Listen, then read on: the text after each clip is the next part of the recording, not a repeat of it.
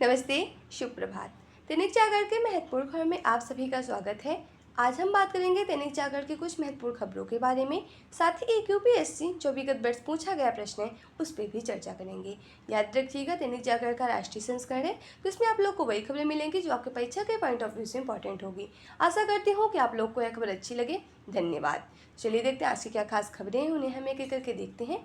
और खबर की तरफ आगे बढ़ने से पहले हम प्रश्न को देखेंगे, उसके बाद खबरों को एक एक करके देख लेंगे। और अगर आप लोग हमारे चैनल में पहली बार आए हैं तो कृपया चैनल को लाइक से सब्सक्राइब जरूर करें। तो आइए देखते हैं आज का प्रश्न क्या है। यह सिविल सेवा परीक्षा विगत वर्ष 2015 का प्रश्न है। प्रश्न है, Indian renewable energy development agency limited यानी इरडा के संदर्भ में निम्नलिखित में से कौन सा कथन सही है। नीचे से कुछ कथन दिए हुए हैं। पहला कथन है, यह एक पब्लिक लिमिटेड सरकारी कंपनी है। दूसरा, यह एक गैर बैंकिंग वित्तीय कंपनी है। नीचे दिए गए कोड का सही प्रयोग करके सही उत्तर चुनिए। पहला विकल्प है केवल एक, दूसरा है केवल दो, तीसरा है एक और दो दोनों, चौथा है ना तो एक और ना ही दो। तो आप लोग से अनुरोध है कि आप लोग इसका आंसर कमेंट बॉक्स में जरूर बताएं और इस क्वेश्चन का फुल एनालाइज हम वीडियो के लास्ट में जरूर करेंगे। अगर आप लोग को इसकी पूरी जानकारी चाहिए तो आप लोग वीडियो को लास्ट तक जरूर देखें। चलिए देखते हैं ऐसी क्या खास खबरें, उन्हें हम एक एक करके देखते हैं। 18वीं लोकसभा का चुनाव संपन्न हो चुके हैं। 7 चरणों में यह चुनाव हुआ है और 1 जून को अंतिम चरण का चुनाव हुआ है। कल यानी 4 जून को वोटों की काउंटिंग होती है और परिणाम घोषित कर दिया गया है। अगर हम बात करें टोटल कितनी सीटें तो 543 सीटें थी, जिसमें से बहुमत लाने का आंकड़ा जो है वो 272 है। जिस भी पार्टी को 272 सीटों पर जीत मिलती है वो निर्विरोध सत्ता में आ सकती है। अब हम बात करते हैं कि इस बार जो चुनाव हुआ है 18वीं लोकसभा का, इसमें सबसे ज़्यादा किस पार्टी को वोट मिले हैं, कौन सी पार्टी कितने सीट से वोट जीती हुई है। सबसे पहले हम बात करें, पहले स्थान पर है 240 सीटों से बीजेपी पहले स्थान पे है। 99 सीट में कांग्रेस है दूसरे स्थान पे है और तीसरे स्थान पर सपा है, समाजवादी पार्टी। आपको पता है जो पिछले लोकसभा का चुनाव था 2019 में, उसमें सपा का कोई नामो निशान नहीं था, भी बहुत ही पीछे जा चुकी, लेकिन ये इस बार तीसरे नंबर पे आ चुकी है। वहीं चौथे नंबर पे अगर हम बात करें तो 29 सीटों से तृणमूल कांग्रेस जो टीएमसी पार्टी है वो चौथे स्थान पर है। अगर हम बात करें कि जो 18वीं लोकसभा का चुनाव उसमें कौन सी पार्टी अब सत्ता पे आई है, तो अब एनडीए यानी बीजेपी और एनडीए का जो गठबंधन है वो सरकार पर सत्ता पे आई है। एनडीए को बहुमत प्राप्त हुआ है। एनडीए में आपको पता है टोटल 41 सीटें हैं, टोटल 41 दल है जो अलग अलग दल मिलकर एनडीए का गठबंधन करते हैं। और प्रधानमंत्री नरेंद्र मोदी तीसरी बार पीएम बनने जा रहे हैं। और सबसे मोस्ट इंपॉर्टेंट पॉइंट यह है कि इस बार आप देखेंगे कि विपक्ष जो है वो काफ़ी मजबूत है। और विपक्ष हमारे विश्व में, क्योंकि आपको पता है विश्व में सबसे बड़ा लोकतंत्र भारत का है और हमारे लोकतंत्र के लिए बहुत ही इंपॉर्टेंट है कि विपक्ष मजबूत है। विपक्ष मजबूत रहने से ये होगा कि जो भी सत्ता पे सरकार रहेगी वो भी कोई निरंकुश की ओर नहीं जाएगी, उसमें कोई निरंकुशता नहीं आएगी। और जो भी एक सरकारी काम होंगे, जो मेन मुद्दे होंगे उन पे बातें होंगी। और लोकसभा में यानी संसद में कोई बेफिजूली बातें नहीं होंगी, केवल मुद्दे की बातें ही की जाएंगी। अब हम बात कर लेते हैं ये जो पूरा चुनाव हुआ है ये कैसे हुआ है, 7 चरण में कैसे चुनाव हुआ है। और ये पूरा चुनाव इलेक्शन कमीशन ऑफ इंडिया भारतीय निर्वाचन आयोग के द्वारा कराया गया है। और बात करते हैं कि वोटों की गिनती कैसे हुई है और इसमें कुछ सरकारी प्रोटोकॉल थे, वो कौन से सरकारी प्रोटोकॉल के तहत ये पूरा चुनाव कराया गया है, चुनाव की गिनती कराई। साथ ही हम बात करेंगे कि इस बार गठबंधन की सरकार आई है, तो क्या ये पहली बार गठबंधन की सरकार आई है और कब से गठबंधन की सरकार, पहली बार गठबंधन सरकार कब बनी थी, इसके बारे में हम थोड़ी संक्षेप में टिप्पणी करेंगे। सबसे पहले हम देखते हैं कि ये पूरा जो चुनाव हुआ कितने चरण में हुआ और कौन से चरण में कितने सीटों पर चुनाव हुआ है। तो हम अगर बात करें कि ये चुनाव आपको पता है होगा कि ये 19 अप्रैल से लेकर 1 जून तक ये चुनाव चला है। और पहले चरण का जो चुनाव हुआ था 19 अप्रैल को हुआ था, 102 सीटों पर इसके वोट हुए थे। और दूसरे चरण का चुनाव 26 अप्रैल को हुआ था जिसमें 89 सीटों पर वोट हुआ था। और तीसरे चरण का चुनाव 7 मई को जिसमें 94 सीटों पर वोट हुए थे। और हम बात करें 5वें चरण का चुनाव 13 मई को हुआ जिसमें 96 सीटों पे वोट हुआ था। और 5वें चरण का चुनाव 20 मई को जिसमें 49 सीट पर वोट हुआ था। 6ठे चरण का चुनाव 25 मई को जिसमें 57 सीटों पे वोट हुआ था। और 7वें चरण का चुनाव 1 जून को बीच बाची जो आखिरी सीटें थी 57 उन पर यह वोट हुआ था। और 4 जून को इसकी मतगणना हो गई थी। अब बात आती है कि मतगणना कौन कराता है और मतगणना कराने के क्या सरकारी प्रोटोकॉल है, तो उसके बारे में जानकारी थोड़ी सी ले लेते हैं। मतगणना कराने का ये लोकसभा क्षेत्र में चुनाव आयोग चुनाव में हर क्षेत्र में वोटों की गिनती करने की जिम्मेदारी रिटर्निंग ऑफिसर यानी आरओ की होती है। इलेक्शन कमीशन ऑफ इंडिया के द्वारा हर क्षेत्र में आरओ यानी रिटर्निंग ऑफिसर बना दिया जाता है और विशेष तौर पर जो रिटर्निंग ऑफिसर होता है यह आमतौर पर उस क्षेत्र का जिलाधिकारी ही होता है। वोटों की गिनती सुबह 8 बजे से शुरू हो जाती है और शुरुआत में पहले कुछ सरकारी अधिकारियों की वोटों की गिनती होती है जो बैलेट पेपर के माध्यम से वोट देते हैं। उसके बाद 8:30 बजे समान प्रक्रिया शुरू हो जाती है। अब बात आती है कि यह जो पूरी गिनती होती है एक सरकारी प्रोटोकॉल के द्वारा कराई जाती है। यह पूरी जो प्रोसीजर होता है ये आरपीए जो 1951 की धारा 128 और 129 के मुताबिक पूरा वोटों की गिनती होती है। आरपीए यानी रिप्रेजेंटेशन ऑफ पीपल्स एक्ट 1951 की बात हो रही है। मतगणना से जुड़ी सारी जानकारी को गुप्त रखा जाता है। बाद में जब पूरे जगह में मतगणना हो जाती है और हर जो रिटर्निंग ऑफिसर होते हैं उनकी यह जिम्मेदारी होती है कि वो एक क्षेत्र का पूरा मतगणना वोटों की गिनती करने के बाद वो चुनाव आयोग की जो सरकारी वेबसाइट है उस पर अपनी पूरा आंकड़ा जारी करें। अब बात आती है गठबंधन सरकार की। गठबंधन में अगर आप देखेंगे हमारा जो लोकसभा का पहला चुनाव हुआ था 1951 में हुआ था। पहले लोकसभा का जो चुनाव हुआ था 4 चरणों में आपको देखते लगातार एक दलीय सरकार यानी जो कांग्रेस की सरकार थी उसको सत्ता में आप लोग देखने को आपको मिला होगा। लगातार यह 4 चरण में 4 लोकसभा चुनाव में लगातार सामने आती गई है। यहाँ तक कि 1969 में कांग्रेस टूट गई थी। बाद में इंदिरा गांधी की अल्पमत की सरकार आई थी और उसमें सीपीआई और डीएमके के कुछ अन्य दलों ने भारी समर्थन किया गया था, लेकिन बाद में यह सरकार कांग्रेस सरकार ही सत्ता पे आई थी। सबसे पहले गठबंधन होता है 1977 में और ये जो गठबंधन 1977 से लेकर 1979 तक चलता है और इसमें जनता पार्टी की सरकार बनती है और मोरारजी देसाई प्रधानमंत्री के रूप में चुने जाते हैं। और उसके बाद फिर यह चुनाव मतलब आपको पता है जब गठबंधन की सरकार आप इतिहास देखेंगे भारत का तो ये बहुत दिन तक टिक नहीं पाई है। लेकिन अभी आपको पता होगा जो 2014 में चुनाव हुए थे लोकसभा के 16वीं लोकसभा के चुनाव और 2019 में जो लोकसभा के हुए थे चुनाव 17वीं लोकसभा के चुनाव ये अपना पूरा कार्यकाल पूरा किया था। लेकिन क्योंकि आपको पता है इसमें एनडीए और बीजेपी के दोनों गठबंधन बन के ही सरकार सत्ता में काम कर रही थी। अगर हम बात करें दूसरा गठबंधन कब हुआ था तो 1989 से लेकर 1980 की भी जनता पार्टी की गठबंधन सेकुलर पार्टी की जो गठबंधन में था उसमें चरण सिंह प्रधानमंत्री के रूप में चुने गए थे। बाद में आपको पता होगा प्रधानमंत्री इंदिरा गांधी फिर से सत्ता पे आई थी। 1980 से लेकर 1984 तक एक अपना कार्यकाल पूरा नहीं कर पाई थी। कार्यकाल के बीच इनकी मृत्यु हो गई थी। उनके बाद राजीव गांधी प्रधानमंत्री बनते 1990-91 तक अपना वो कार्यकाल पूरा करते हैं। बाद में 1990-91 जनता दल और समाजवादी जनता पार्टी का गठबंधन होता है। बाद में चंद्रशेखर जो है समाजवादी पार्टी के मतलब समाजवादी पार्टी के रूप में एक नेता के रूप में प्रधानमंत्री के रूप में सामने ये आते हैं। और बाद में उनके बाद अगर हम देखें 1996 से 1997 तक यूनाइटेड फ्रंट या संयुक्त राष्ट्र मोर्चा जो है उसकी सरकार बनती है और एचडी देवगौड़ा है जो प्रधानमंत्री के रूप में चुने जाते हैं। और 1997 से 1998 में यूनाइटेड फ्रंट की सरकार बनती है और इंद्र कुमार गुजराल जनता पार्टी जो जनता दल के हैं वो इन प्रधानमंत्री के रूप में चुने जाते हैं। अब देख रहे हैं कि कितने छोटे छोटे कार्यकाल के लिए गठबंधन का चुनाव होता है। और गठबंधन में क्या होता है कि जो एक दल को थोड़ा ज़्यादा बहुमत मिलता है लेकिन वो पूर्ण रूप से बहुमत नहीं प्राप्त करती है तो गठबंधन करती है। लेकिन जो और गठबंधन होती है वो बीच में छोड़ देती है, उसी पे लेके सरकारें बीच में टूट जाती हैं, भंग हो जाती है लोकसभा। तो यही लेके बातें चल रही हैं। फिर 1999 से आप देखेंगे 1998 में भाजपा नीति गठबंधन की सरकार बनती है और अटल बिहारी वाजपेयी बनते हैं प्रधानमंत्री। और 1999 से 1904 तक राष्ट्रीय राजतांत्रिक गठबंधन होता है एनडीए का, जिसमें अटल बिहारी वाजपेयी फिर प्रधानमंत्री के रूप में चुन के आते हैं। 1904 से 1909 तक संयुक्त प्रगतिशील गठबंधन होता है। उसके बाद प्रधानमंत्री मनमोहन सिंह कांग्रेस के जो नेता हैं वो प्रधानमंत्री के रूप में चुन के सामने आते हैं। 1909 से 1914 में उनका दूसरा कार्यकाल होता है और संयुक्त प्रगतिशील गठबंधन और यूपीआई की सरकार बनती है। मनमोहन सिंह फिर से प्रधानमंत्री के रूप में चुन के आते हैं। 2004 से लेकर 2009 तक और 2009 से लेकर 2014 तक।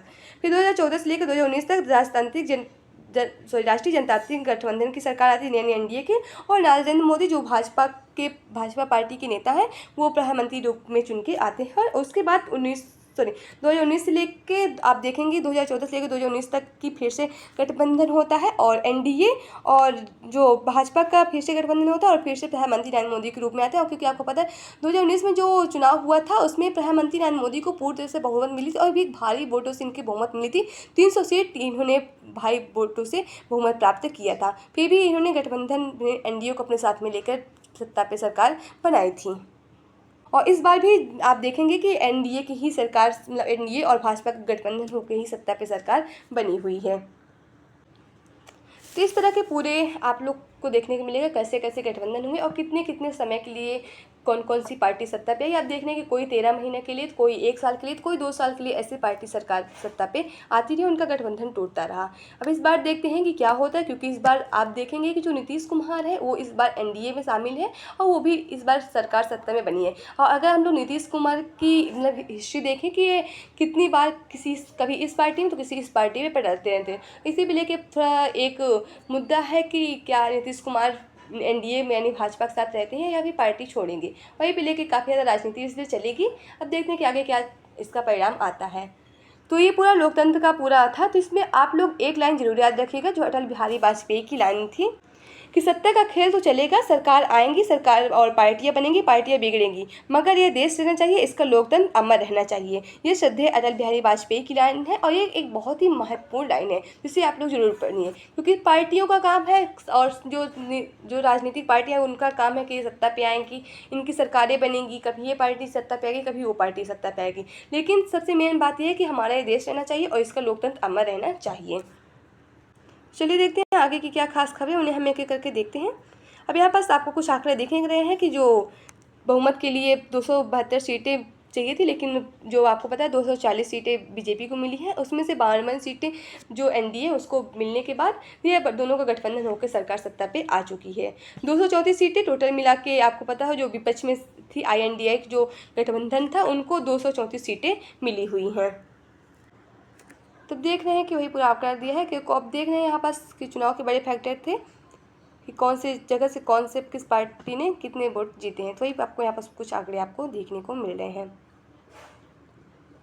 तो इसे आप लोग देख लीजिएगा। बाकी इसका जो पूरा इम्पोर्टेंट प्रिंट होगा तो उसे हम इसी चैनल के पेज में आपको मिल जाएगा।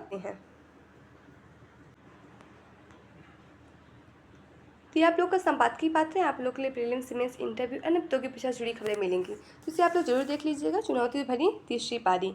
अब की बार मोदी को घटकों दलों खासतौर पर नीतीश कुमार और चंद्रबाबू नायडू पर विशेष ध्यान देना होगा, जिससे सरकार के अस्थिरता तन आने पर बात हो रही। क्योंकि आपको पता है इतिहास में अगर हम देखेंगे जो बिहार के CM हैं नीतीश कुमार, उनका अगर इतिहास देखेंगे तो उन्होंने लगातार कई बार वो किसी इस पार्टी पे जाते हैं तो कभी उस पार्टी भी आते हैं, तो उन्हीं पे लेके काफ़ी ज़्यादा एक चुनौती भी है कि जो सत्ता पे सरकार है उसके लिए काफ़ी ज़्यादा चुनौती है कि कहीं नीतीश कुमार पलट ना जाए। वही पे लेकर उनकी बातें चल रही हैं। तो क्या क्या चुनौती भरी तीसरी पार्टी, तो वही बातें हैं। तीसरे कार्यकाल में बदलेगी राजनीति। लोकसभा चुनाव परिणाम से यह स्पष्ट हो गया कि नरेंद्र मोदी के नेतृत्व में भारतीय जनता पार्टी लगातार तीसरी बार केंद्र सरकार बनाने जा रही है। यह ऐतिहासिक उपलब्धि इसलिए भी है क्योंकि जवाहरलाल नेहरू के अलावा कोई प्रधानमंत्री आज तक यह करिश्मा नहीं कर पाया है। यह जनादेश से यह बात भी साबित होता है कि नरेंद्र मोदी समूचे भारतवर्ष के एक समान नेता तौर पर उभरे हैं, जिनके नेतृत्व में पिछले एक दशक में देश प्रगति के पथ पर अग्रसर है।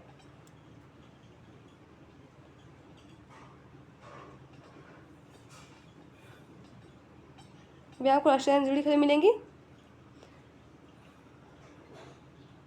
आपको बोलते हैं दिल्ली में लगातार तीसरी बार भाजपा पार्टी के साथ जो 7 सीटें उनमें लगातार उनको जीत मिली है, तो वही देखने को मिल रहा है।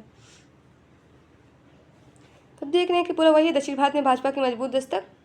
तमिलनाडु में वोटों की वृद्धि हुई लेकिन नहीं मिल सकी कोई सीट, और दक्षिणी राज्यों में पिछली बार के मुकाबले 1 सीट ज़्यादा मिली है। आज जहां आप देखेंगे विपक्ष की दक्षिण भारत में कोई सीट नहीं, तो इस बार दक्षिण भारत में 13 सीट या 11 सीट से विपक्ष भी काफ़ी मजबूत स्तर पे है। बिहार को खेल से जुड़ी खबरें मिलेंगी। आपको पता है इस समय T20 वर्ल्ड कप चल रहा है और आज इंग्लैंड और आयरलैंड और भारत के बीच पहला मैच खेला जाएगा। और आपको पता है T20 वर्ल्ड जो कप जो हो रहा है इसका तो पहला जो खेल हुआ था 2007 में शुरू हुआ, तो दक्षिण अफ्रीका में पहला मैच इसका खेला गया था।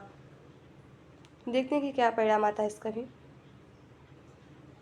आपको पता होगा आज विश्व पर्यावरण दिवस है, थोड़ी बहुत जानकारी हम लोग इसके बारे में भी लेंगे। पर्यावरण पहला अंतर्राष्ट्रीय सम्मेलन आयोजित किया गया 1972 में। आज ही स्वीडन में UN के अंतर्राष्ट्रीय पर्यावरण मुद्दों पर केंद्रित पहला सम्मेलन आयोजित किया गया 1974 में। इसी दिन विश्व पर्यावरण दिवस विश्वव्यापी गतिविधियों के रूप में मनाया गया। इसके बाद प्रत्येक वर्ष 5 जून को विश्व पर्यावरण दिवस के रूप में मनाने की शुरुआत हुई थी। विश्व पर्यावरण दिवस यानी वर्ल्ड एनवायरनमेंट डे। संयुक्त राष्ट्र ने 5 जून 1972 में विश्व पर्यावरण दिवस की स्थापना की थी, जो मानव पर्यावरण पर स्टॉकहोम सम्मेलन का पहला दिन था। प्रत्येक वर्ष एक अलग देश द्वारा यह आयोजित किया जाता है और भारत ने 2018 में बीट प्लास्टिक पोल्यूशन थीम के साथ विश्व पर्यावरण दिवस के 45वें संस्करण की मेज़बानी की थी। और वर्ष 2023 में विश्व पर्यावरण दिवस की मेज़बानी नीदरलैंड ने की थी और यह विश्व पर्यावरण दिवस की 25वीं वर्षगांठ थी। अगर हम बात करें 2024 में कौन सा देश इसकी मेज़बानी कर रहा है, तो 2024 में इसकी सऊदी अरब देश इसकी मेज़बानी कर रहा है और इसकी थीम है भूमि बहाली, मरुस्थलीकरण और सूखा सहनशीलता। इस बार की इसकी थीम है, जिसे भी आप लोग जानते रहिए।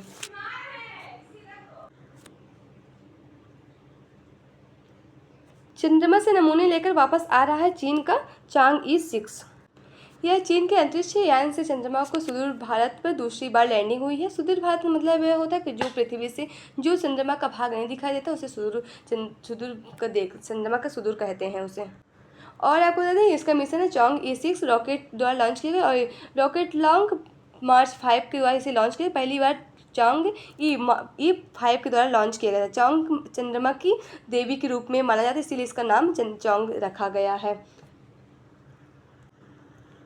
इसको 25 जून को इंनर मंगोलिया क्षेत्र में उतारने की संभावना है। दुनिया का कोई भी देश चांद के दूरस्थ क्षेत्र में नहीं ला सका है कोई नमूना। इसका एक महत्वपूर्ण विशेषता यह है कि वहाँ से कुछ नमूने इकट्ठे करके ये भारत में वापस आएगा, उन नमूनों को वापस लेके आएगा पृथ्वी पे। यहाँ आपको अंतर्राष्ट्रीय जुड़ी खबर मिलेगी। गाजा में बाइडेन की युद्ध विराम प्रस्ताव का समर्थन करे सुरक्षा परिषद। अमेरिका कह रहा है यूएन में अमेरिका राजदूत के परिषद के 14 दिनों के प्रस्तुत भेजा था अनुरोध और कहा गाजा में 8 माह से चल रहे इस युद्ध का अंत होना चाहते हैं अमेरिकी राष्ट्रपति कह रहे हैं। यूएन यानी संयुक्त राष्ट्र की बात हो रही है। 1950 में इसकी स्थापना हुई थी। न्यूयॉर्क में इसका आपको हेडक्वार्टर देखने को मिलेगा। आपको पता है ये 7 अक्टूबर से ये पूरा जो संघर्ष चल रहा है गाजा और इजराइल के बीच ना, उसी की बातें हो रही हैं। लगभग 8 महीने हो चुके हैं इसके। बिजली कटौती विरोध में प्रदर्शन। गर्मी बढ़ने के साथ पाकिस्तान में बिजली कटौती से हाहाकार मचा हुआ। मंगलवार में कराची में हजारों लोग सड़कों पर उतर आए हैं और प्रदर्शन किया। इसमें बड़ी संख्या महिलाएं भी शामिल हैं जो बैनर लिए हुए थी और जिन पर लिखा था कि वो ओवर बिल्डिंग और लोड शेडिंग बंद करो। और इन दिनों वहाँ पाकिस्तान में 15 से 18 घंटे तक बिजली की कटौती की जा रही है।